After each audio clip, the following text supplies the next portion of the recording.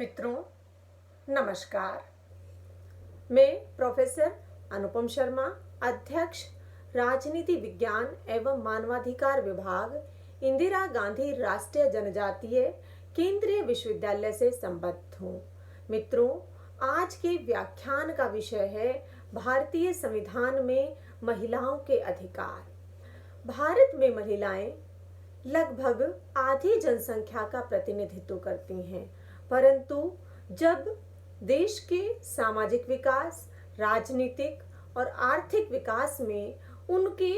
सहभागिता का मूल्यांकन किया जाता है तो वे अपेक्षाओं से कहीं दूर नजर आती हैं। यद्यपि भारतीय संविधान में उनके अधिकारों की रक्षा हेतु, प्रोत्साहन हेतु, उनके विकास हेतु विभिन्न प्रावधानों को किया गया है और स्वतंत्रता प्राप्ति के पश्चात से वर्तमान तक निरंतर इस दिशा में कार्य किए जा रहे हैं। संविधान निर्माताओं के द्वारा इस बात को महसूस किया गया था या इस बात का मूल्यांकन कर लिया गया था कि भारतीय समाज में यदि महिलाओं को की स्थिति को ऊपर उठाना है, उनकी जो सहभागिता है उसको सुनिश्चित करना है, तो उसके लिए संवैधानिक प्रावधान किए जाने चाहिए। और उसी का परिणाम है कि भारतीय संविधान की जो विभिन्न अनुच्छेद हैं उनमें बहुत सारे इस तरीके के प्रावधान किए गए हैं जो महिलाओं की स्थिति को बेहतर बनाने के लिए, उन्हें उनका स्थान दिलाने के लिए उसमें सहायता प्रदान करते हैं, उनके अधिकारों की रक्षा करते हैं, उन्हें प्रोत्साहित करते हैं। और इसी के साथ साथ अगर उनके अधिकारों का हनन होता है तो उसके लिए किस प्रकार से न्यायालय की शरण लेकर वे अपने अधिकारों की रक्षा कर सकती हैं, इसके लिए भी प्रावधान किए गए हैं। संविधान निर्माताओं के द्वारा जिस संविधान का निर्माण किया गया था, वह जो संविधान निर्मात्री सभा थी उसमें 299 सदस्य थे और उस समय पर जो 299 सदस्य थे उसमें से 15 महिलाएं थीं, अर्थात लगभग 5% महिलाएं थी। यद्यपि महिलाओं की जो संख्या थी संविधान निर्माताओं में वह बहुत कम थी, परंतु अगर उस समय की परिस्थितियों का विश्लेषण करें तो यह जो संख्या है वो महत्वपूर्ण हो जाती है, क्योंकि ये संख्या में महिलाओं केवल 15 थीं, परंतु ये वे महिलाएं थीं जो अपने अपने क्षेत्रों में ख्याति रखती थी, अपने अपने विषयों में की विशेषज्ञ थी। और उसमें जहां जो अनुभव की बात करें तो जहां पे अनुभवी महिलाओं को उसमें शामिल किया गया था, वहां पे जो कम उम्र की महिलाएं थीं जो 35 के आसपास की थीं, जिन्हें उस समय की जो शिक्षा प्रणाली है उससे शिक्षित होकर और उस समय की अनुभवों से ज्ञान प्राप्त करके और उसी के साथ जो सीनियर वर्ग में महिलाओं का प्रतिनिधित्व कर रही थी, उनके अनुभव के आधार पर वह एक ऐसे समूह का प्रतिनिधित्व कर रही थी जो भारतीय महिलाओं के हितों को संविधान निर्माताओं के द्वारा जो सभाओं का आयोजन किया गया था उसमें रखती थी और बेहतर तरीके से अपने सुझाव भी देती थी। इसी को महिलाओं की सहभागिता को इससे भली भांति समझा जा सकता है कि जो महिलाएं थीं उनकी द्वारा विशेष रूप से अगर इसमें कुछ नामों का उल्लेख किया जाए तो जैसे मैडम हंस मेहता जी हैं, उन्हीं के प्रयासों का परिणाम है या उनके सुझावों का परिणाम है कि जो संयुक्त राष्ट्र संघ का मानवाधिकार का जो डिक्लेरेशन है, वह डिक्लेरेशन में जो शब्द जो ऑल ह्यूमन बीइंग वो प्रयोग किया गया है, उसके स्थान पर कि जहां पर केवल ये बात की जा रही थी कि all men are born free and equal, मतलब कि उस शब्द को परिवर्तित करते हुए उन्होंने सुझाव दिया कि इसके स्थान पर ऑल ह्यूमन बीइंग होना चाहिए। इसी के साथ साथ भारतीय दृष्टिकोण से अगर हम बात करें तो पंडित विजय लक्ष्मी जी की जो न केवल राष्ट्रीय मुद्दों पर अपनी पकड़ रखती थी बल्कि अंतरराष्ट्रीय क्षेत्र में भी उनको संविधान निर्माण के दौरान ही सोवियत संघ में भारत का राजदूत बनाया गया था। तो यद्यपि उनको भारतीय संविधान सभा की जो बैठकें थी उनमें अवसर कम मिल पाया था, लेकिन उसके उपरांत भी जो मुद्दे उन्होंने रखे थे वो बहुत महत्वपूर्ण थे। इसी के साथ साथ जो और महिलाएं थी, जिसमें जो मैडम दुर्गाबाई जी थी, उनके द्वारा जो न्यायपालिका की स्वतंत्रता की बात रखी गई, और इसी के साथ साथ जो हिंदू कोड बिल है उसके लिए भी और महिला संपत्ति के अधिकार के लिए भी जो उनके द्वारा सुझाव रखे गए थे, वो संविधान निर्माण की जो सभाएं हुई थी उसमें बहुत ही महत्वपूर्ण स्थान रखते हैं। इसी के साथ साथ जो महिलाओं के द्वारा महिलाओं से संबंधित विषयों को रखा गया था, उनको भी संविधान निर्माताओं के द्वारा बहुत ही हम्बल तरीके से स्वीकार करते हुए उनका विभिन्न अनुच्छेदों के माध्यम से प्रावधान किया गया है। इसी के साथ साथ ये जो महिलाएं हैं जो किन्हीं कारणों से जिन्हें बीच में छोड़कर जाना पड़ा था, तो उस समय पर जो मैडम थी पूर्णिमा जी थी, उनके द्वारा ये प्रस्ताव भी रखा गया था कि इन 15 महिलाओं में से अगर कोई महिला संविधान निर्माण सभा से बाहर हो जाती है किन्हीं कारणोंवश, चाहे वो व्यक्तिगत हैं या राजनीतिक हैं, तो उनके स्थान पर और महिलाओं को ही लिया जाना चाहिए। परंतु इस बात को व्यवहारिक रूप से सभी के द्वारा स्वीकार किया गया था, पर सिद्धांततः इसका पालन करना और इसके लिए नियम बनाना संभव नहीं हो सका था। इन महिलाओं के यदि संविधान सभा के द्वारा जो इनके स्पीच हैं, जो इनके वाद विवाद हैं, उनको बेहतर तरीके से समझा जा सकता है कि किस प्रकार से उस समय के जो राजनीतिक क्षेत्र में अनुभव रखते थे, विद्वान थे, वो चाहे गांधी जी थे, नेहरू जी थे, या डॉक्टर अंबेडकर थे, या इसी के साथ साथ सरदार वल्लभ भाई पटेल थे, उनके विचारों का प्रभाव इनके ऊपर स्पष्ट रूप से देखा जा सकता है। बल्कि ये कहा जाता था आरंभ में कि महिलाओं के द्वारा जो जो स्वाधीनता संग्राम के लिए जो संघर्ष किया गया है, उसमें तो महिलाओं ने अपनी भूमिका को बहुत अच्छे तरीके से निभाया था। परिवार को संभालते हुए, यह जो हमारे समाज में परिवारों से पुरुष वर्ग स्वतंत्रता संग्राम के दौरान घर से बाहर रहकर कार्य कर रहे थे, या घर पर किसी को अतिथि के रूप में स्वीकार करना होता था, तो उनके द्वारा तो उस भूमिका को बहुत सार्थक तरीके से निभाया गया था। अब उनकी जो सहभागिता है संविधान निर्माण के द्वारा भी, वह भी उतनी ही महत्वपूर्ण और सारगर्भित होनी चाहिए। इसी का परिणाम है कि जो इन 15 महिलाओं को जो अपने अपने क्षेत्र में विशेषज्ञ थी, उनको संविधान में सभा में लेकर संविधान निर्माताओं के द्वारा इस चीज को साबित किया गया था कि जो उनकी भूमिका है उसको संविधान निर्माण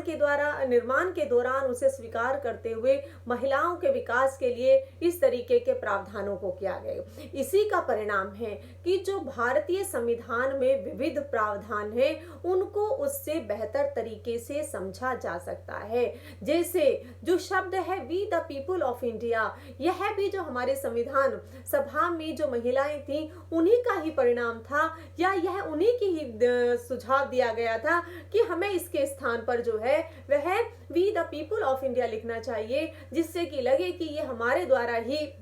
संविधान को निर्माण और स्वीकार किया जा रहा है। भारत में जो सबसे महत्वपूर्ण है, जो भारत के मौलिक अधिकार हैं, जो सभी के नागरिकों पर समान रूप से लागू होते हैं, उन्होंने महिलाओं की स्थिति को बहुत सुदृढ़ किया है। उनके अधिकारों की रक्षा करते हुए, उनके अधिकारों को प्रोत्साहित करते हुए उन्हें आगे बढ़ने के अवसर की समानता को उपलब्ध कराता है। जो मौलिक अधिकार भारतीय संविधान में महिलाओं के लिए रखे गए हैं, जिसमें समानता का अधिकार है, उसमें स्वतंत्रता का अधिकार है, उसमें शोषण के विरुद्ध अधिकार दिया गया है, उसमें जो धर्म है उसको स्वीकार करने का अधिकार उन्हें दिया गया है, सांस्कृतिक और शैक्षिक अधिकार, इसी के साथ साथ जो संवैधानिक उपचारों का अधिकार है। ये वो मौलिक अधिकार हैं जो भारत में सभी नागरिकों को उपलब्ध कराए गए हैं। परंतु इसके साथ साथ मौलिक अधिकारों में जो विशेष व्यवस्था की गई है वह है कि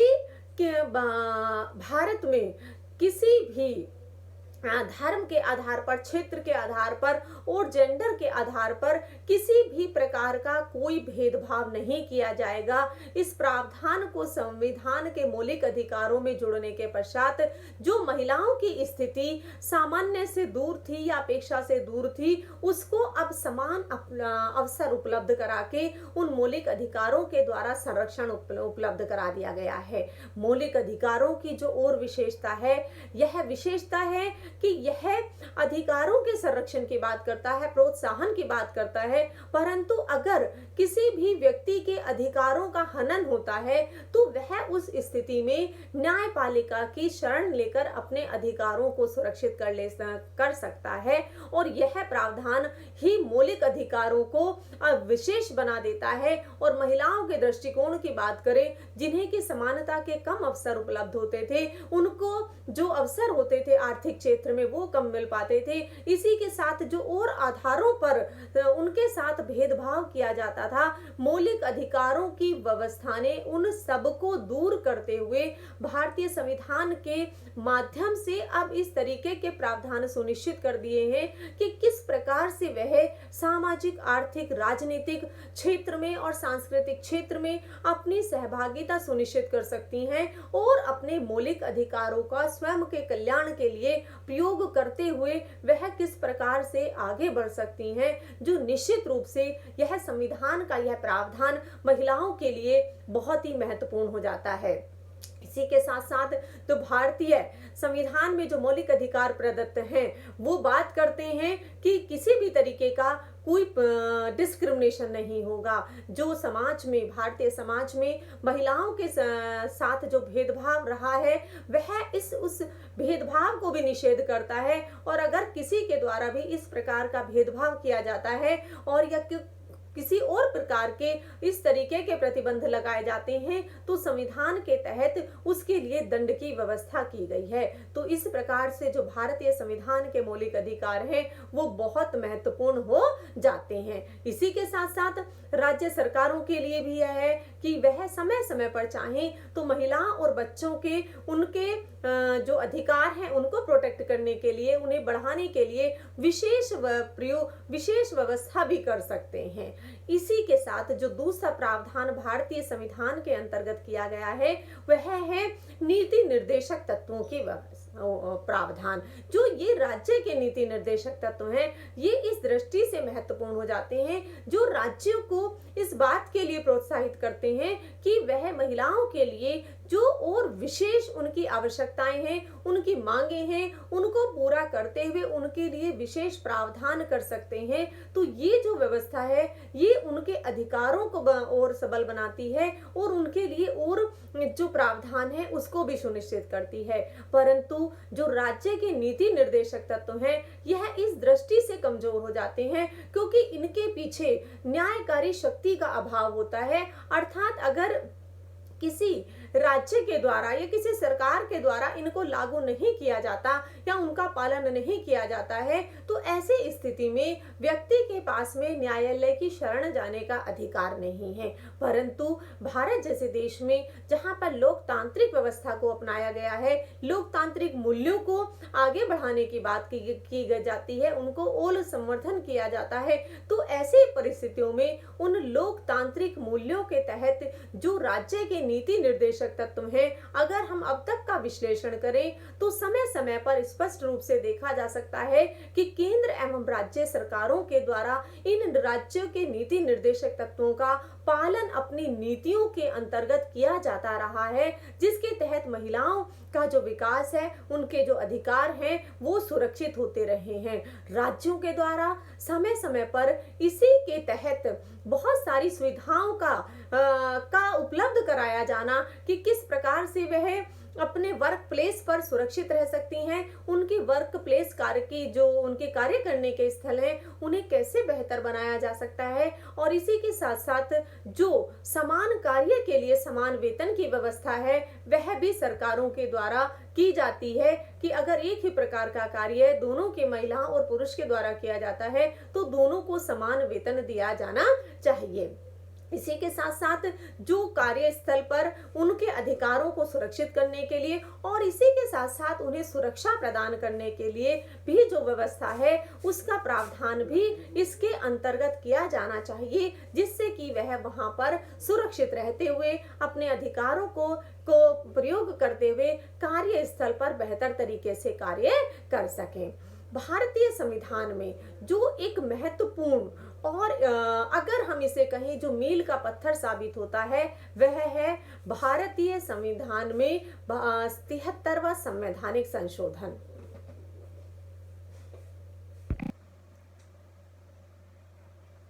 भारतीय संविधान के 73वें और 74वें संवैधानिक संशोधन के द्वारा जहां पर स्थानीय स्तर पर लोकतांत्रिक संस्थाओं को मजबूत करने का मार्ग प्रशस्त किया है और लोगों की स्थानीय स्तर पर राजनीतिक संस्थाओं में सहभागिता सुनिश्चित की है, वहीं पर यह संवैधानिक संशोधन और भी महत्वपूर्ण हो जाते हैं, क्योंकि इन संवैधानिक संशोधनों के तहत महिलाओं को इन राजनीतिक संस्थाओं में 1/3 सीटों पर आरक्षण की व्यवस्था की गई है। यह 1/3 आरक्षण महिलाओं को ग्रामीण एवं जो शहरी क्षेत्र हैं उन पर 1/3 सीटों पर उनको आरक्षण की सुविधा उपलब्ध कराता है और यह सुविधा उनको जहां पर इन संस्थाओं में सदस्य के रूप में है उसी के साथ साथ जो उसमें चेयरमैन के पद हैं उनके पर भी 1/3 सदस्यों को सीटों को आरक्षित करते हुए उनकी भूमिका को महत्वपूर्ण बना देता है। इसलिए ये संवैधानिक संशोधन जो 73वां और 74वां है इस दृष्टि से महत्वपूर्ण है, जो महिलाओं को भारत की निर्णय निर्माण प्रक्रिया में उनकी सहभागिता को सुनिश्चित करते हैं। संविधान में यद्यपि बहुत सारे इस तरीके के प्रावधान किए गए थे जो भारत की लोकतांत्रिक व्यवस्था को मजबूत करते हैं और इसी के साथ साथ महिलाओं की स्थिति को भी सुदृढ़ करते हैं, परंतु स्थानीय स्तर पर भारत में स्वतंत्रता के पश्चात गठित सरकारों के द्वारा यह महसूस किया जा रहा था कि यदि इस विकास के लक्ष्य को प्राप्त करना है तो स्थानीय स्तर की संस्थाओं को गठित करना होगा, उन्हें मजबूत करना होगा। और जब गठित करने की और मजबूत करने की बात आई तो यह भी महसूस किया गया और आंकड़ों के आधार पर यह भी विश्लेषण किया गया, क्योंकि महिलाओं का जो प्रतिनिधित्व है तब तक 1993 तक की हम बात करें तो वह एक निर्धारित जो सीमा है जो उनकी जनसंख्या के अनुपात में होना चाहिए उससे बहुत कम है। तो उसको सुनिश्चित करने के लिए, उनकी सहभागिता बनाने के लिए, जिससे कि ये लोकतांत्रिक संस्थाएं तो मजबूत हो ही परंतु उसके साथ साथ जो महिलाओं से संबंधित मुद्दे हैं वह भी और मुखर तरीके से सक्रियता के साथ स्थानीय स्तर पर रखे जा सकें, उनके ऊपर नीतियों का निर्माण हो सके और जो नीतियों का निर्माण हो उनको बेहतर तरीके से लागू किया जा सके। इन उद्देश्यों को दृष्टिगत रखते हुए ये जो संवैधानिक संशोधन है ये बहुत ही महत्वपूर्ण हो जाते हैं। इसी के साथ साथ जो भारत में सरकार के द्वारा national policy for empowerment of women जो 2001 में लाई गई थी, जिसका उद्देश्य था कि किसी भी प्रकार के भेदभाव को दूर करते हुए महिलाओं को और सशक्त बनाना। महिलाओं को सशक्त बनाने के लिए जो यह राष्ट्रीय नीति है यह भेदभाव को तो जहां दूर करती ही है, उसी के साथ साथ महिलाओं की सहभागिता को सुनिश्चित करने के लिए जो भी सार्वजनिक जीवन में के क्रियाकलाप हैं उनमें उनकी सहभागिता सुनिश्चित हो, वह और अधिक से अधिक सशक्त होकर सामने आ सके और समाज में और समाज के आर्थिक राजनीतिक जो क्रियाकलाप हैं उनमें अपनी सहभागिता सुनिश्चित करने के लिए अपनी महत्वपूर्ण भूमिका निभा सके। उस दृष्टि से यह जो राष्ट्रीय नीति है यह भी और महत्वपूर्ण हो जाती है। भारत में 2002 में जो शिक्षा का अधिकार है उसको जहां पर 6 से 14 वर्ष के आयु के बच्चों के लिए जो अनिवार्य शिक्षा कर दी गई है संवैधानिक संशोधन के माध्यम से, यह भी महत्वपूर्ण हो जाती है, क्योंकि जो बालिकाओं का ड्रॉप आउट है, स्कूल बीच में छोड़ जाना है, उसका जो प्रतिशत है वह बालकों की तुलना में अधिक है। तो उस अधिक तो ड्रॉप आउट को किस तरीके से कम किया जाए जिससे बालिकाएं अपनी शिक्षा को कोई की निरंतरता को बनाए रख सकें, उनके पेरेंट्स को किस प्रकार से मोटिवेट किया जाए, उनके लिए और क्या व्यवस्था की जाए, क्योंकि इसके तहत बालिकाओं के लिए फ्री और हम कहें कंपलसरी एजुकेशन का जो प्रावधान किया गया है कि इसमें माता पिता को ये अपने बच्चों को स्कूल में भेजना है और उनके लिए फ्री जो शिक्षा की व्यवस्था है उसका प्रावधान किया है। और जो दूसरी व्यवस्था इसके साथ साथ चल रही है, मिड डे मील की जो व्यवस्था हमारे यहाँ पर है स्कूलों में, उसने इस फ्री और कंपलसरी एजुकेशन के जो उद्देश्य है उसके जो पूर्ति हेतु बहुत सहायक रूप में कार्य किया है। क्योंकि जब बच्चा स्कूल आता है, स्कूल में रुका रहता है, ड्रॉप आउट की समस्या दूर हो जाती है, जब उसे भोजन भी वहीं उपलब्ध हो जाता है, तो इसके लक्ष्य को प्राप्त करने के लिए जो व्यवस्था की है वो निश्चित रूप से और भी महत्वपूर्ण हो जाती है।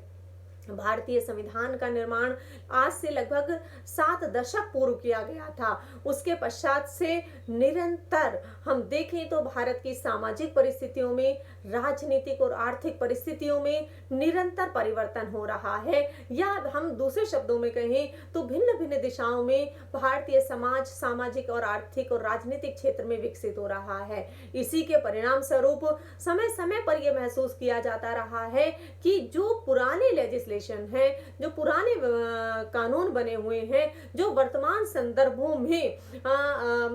उनका महत्व खत्म हो गया है, या वह महिलाओं को आगे बढ़ने से रोकते हैं, उनकी डिग्निटी पर को प्रभावित करते हैं, उनका जो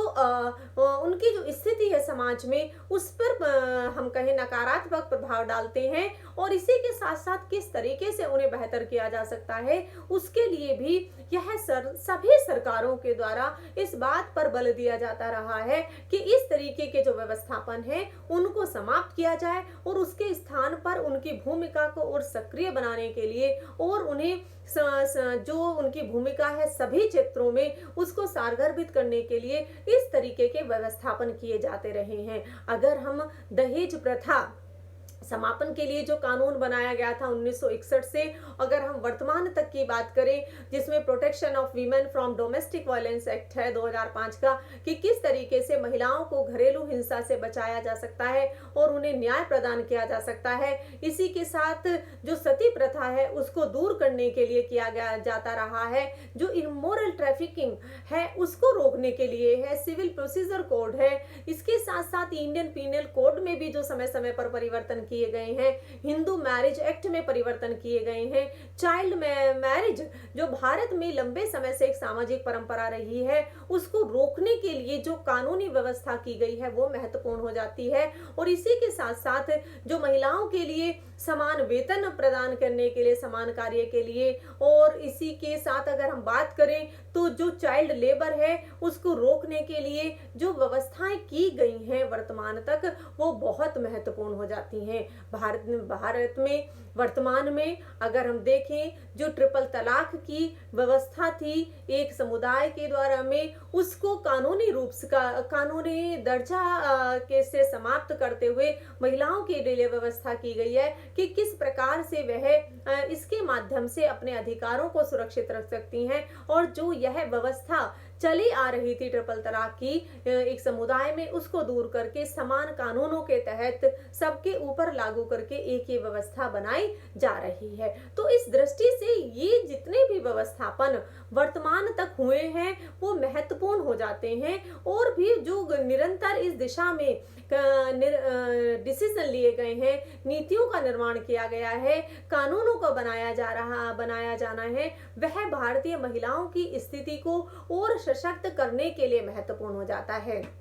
वर्तमान में जहां पर सूचना और तकनीकी का प्रयोग निरंतर बढ़ रहा है और हर क्षेत्र में बढ़ता जा रहा है, तो उसका दुरुपयोग भी होना आरंभ हो गया था। भारत में इसको स्वीकार कर लिया गया था और उसके दुरुपयोग को रोकने हेतु, लोगों को न्याय प्रदान करने हेतु, उनके अधिकारों को सुरक्षित करने हेतु इंफॉर्मेशन टेक्नोलॉजी एक्ट जिसको 2000 में लाया गया था वह महत्वपूर्ण हो जाता है। यह जो एक्ट है वह जहां पर सभी नागरिकों को यह सुविधा उपलब्ध कराता है कि वह उनके माध्यम से अपने अधिकारों को सुरक्षित रख सकते हैं, वहां पर यह महिलाओं को विशेष अधिकारों की व्यवस्था देता है कि महिलाओं से संबंधित किसी भी सामग्री को इंटरनेट पर डालना या उसका दुरुपयोग करना, उसे कैसे रोका जा सकता है, और अगर ऐसा होता है तो किस प्रकार से महिलाएं अपने अधिकारों की रक्षा कर सकती हैं। तो उस दृष्टि से यह जो एक्ट है जिसे भारत में लागू किया गया है, भारत उस समय पर उन गिने चुने हुए कुछ देशों में था जहां पर कि इस तरीके की व्यवस्था की गई थी। इसी के साथ साथ जो भारत में और कानूनी रूप से प्रावधान किए गए हैं, उसमें जैसा है महिलाओं को राइट टू प्राइवेसी का, गोपनीयता का अधिकार दिया गया है कि अगर किसी महिला का बयान किसी मजिस्ट्रेट के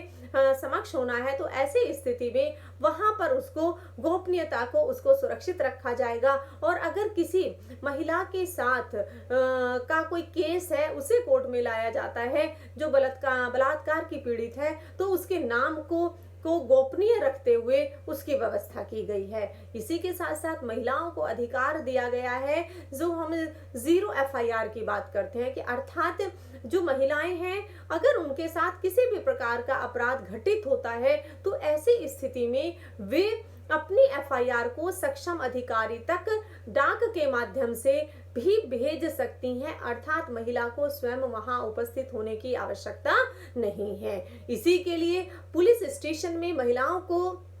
के लिए एक बेहतर माहौल देने के लिए, या हम कहें उनके अंदर ये विश्वास पैदा करने के लिए कि अगर वो अपने प्रति घटित अपराधों को लेकर थाने में आती हैं तो उनकी बात को बेहतर तरीके से सुना जाएगा, तो एक महिला पुलिस कर्मी जो कम से कम हेड कांस्टेबल स्तर की हो, उसके अपॉइंटमेंट की व्यवस्था की गई है। और इसी के साथ साथ भारत में महिलाओं को कानूनी सहायता प्रदान करने के लिए जो फ्री लीगल एडवाइस है, जिसे मुफ्त कानूनी सहायता हम कहें, वो राज्यों के द्वारा भी ये उपलब्ध कराई जाती है कि महिलाओं को कानूनी सहायता उपलब्ध कराकर उनके साथ अगर कोई अपराध होता है और या किसी तरह की वो कानूनी सहायता लेना चाहती हैं तो उनको वह प्रदान की जा सके। महिलाओं के साथ घटने वाले अपराधों के लिए भी, चाहे वो घर के अंदर है, घर के बाहर है, सड़क पर है, कार्यस्थल पर है, उनके द्वारा अगर किसी भी प्रकार का अपराध घटित होता है तो उसके लिए भी व्यवस्था की गई है कि किस प्रकार से वह अपने लिए न्याय प्राप्त कर सकती हैं। और जो महत्वपूर्ण है वह है भारत में महिला आयोग का गठन। महिला आयोग को संवैधानिक प्रावधानों के तहत गठित किया गया है, और यह जो राष्ट्रीय महिला आयोग है, यह जब से इसका गठन हुआ है इस क्षेत्र में निश्चित रूप से एक महत्वपूर्ण भूमिका का निर्वाह कर रहा है। महिलाओं के हितों की रक्षा हेतु और उनके उन्नयन के लिए सभी प्रकार के जो कार्य करना है वो इसके द्वारा निरंतर रूप से किए जा रहे हैं। और इसी का परिणाम है कि महिलाओं का विश्वास इस राष्ट्रीय महिला आयोग में बढ़ा है, और अब उनके साथ जो अपराध घटित होता है या वो किसी भी प्रकार के अपने लिए सुरक्षा चाहती हैं तो वे इस राष्ट्रीय महिला आयोग में अपील कर सकती हैं और वहां पर जा सकती हैं। इसी के साथ राज्य स्तर पर भी महिला आयोगों की व्यवस्था की गई है या उनका गठन किया गया है। इसका भी उद्देश्य वही है कि महिलाओं के हितों की रक्षा करना, उनके हितों को प्रोत्साहित करना, उनके लिए इस प्रकार का वातावरण तैयार करना जहां वह स्वयं के लिए अपने आप को सुरक्षित महसूस कर सकें और आगे बढ़ सकें। इस दृष्टि से ये महत्वपूर्ण हो जाता है। इस प्रकार से हम भारतीय संविधान में महिलाओं के संविधान निर्माताओं के द्वारा, संविधान निर्माता जो सभा थी उसमें महिलाओं के प्रयासों के द्वारा और स्वतंत्रता के पश्चात से जो सरकारें गठित हुई हैं उनके द्वारा जो वर्तमान तक प्रयास किए गए हैं वे निश्चित रूप से इस दिशा में सराहनीय हैं, जो महिलाओं के हितों को संरक्षित करते हैं, उन्हें सुरक्षा प्रदान करते हैं और उन्हें अवसर की समानता प्रदान करते हुए उन्हें आगे बढ़ने के लिए प्रेरित करते हैं। धन्यवाद।